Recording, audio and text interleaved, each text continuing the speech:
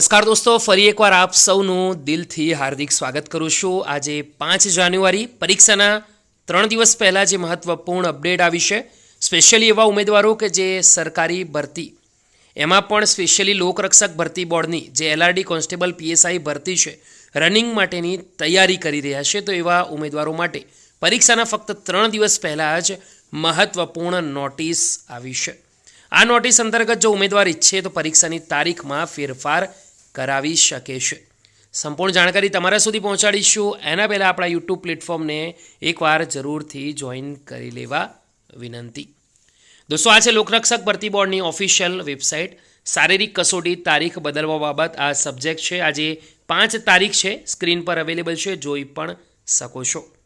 તો બિન હથિયારી police sub ઇન્સ્પેક્ટરની લેખિત પરીક્ષા સમયસર યોજી શકાય તે હેતુથી સૌપ્રથમ 8 જાન્યુઆરીથી 31 જાન્યુઆરી દરમિયાન બિન હથિયારી પોલીસ સબ ઇન્સ્પેક્ટર તથા લોકરક્ષક બંને કેડરની ફક્ત બિન હથિયારી પોલીસ સબ ઇન્સ્પેક્ટરના ઉમેદવારોની શારીરિક કસોટી યોજાનાર છે અને ત્યારબાદ ફક્ત લોકરક્ષક કેડરના ઉમેદવારોની શારીરિક કસોટી યોજાશે।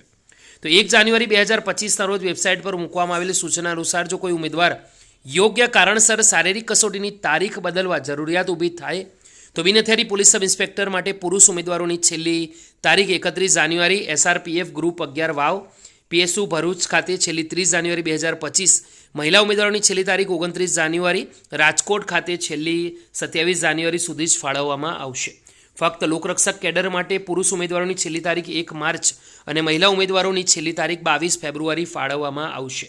માજી સૈનિક ઉમેદવારોને 28 જાન્યુઆરી અને 29 જાન્યુઆરી દિવસ સિવાય અન્ય કોઈ તારીખ ફાળવાશે નહીં। ઉપરોક્ત બાબતે તમામ ઉમેદવારોએ ખાસ નોંધ લેવાની રહેશે। તો જે કોઈ ઉમેદવારોને તારીખ બદલવાની લાગે તો આ તારીખ પ્રમાણે જે તે કેડરમાં ઉમેદવારો ચેન્જ કરાવી શકે છે। મહત્વપૂર્ણ નોટિસ અને ગુડ ન્યૂઝ છે। વિડીયો ગમ્યો હોય તો લાઇક કરજો, બીજા સુધી શેર કરવાનું ભૂલતા નહીં।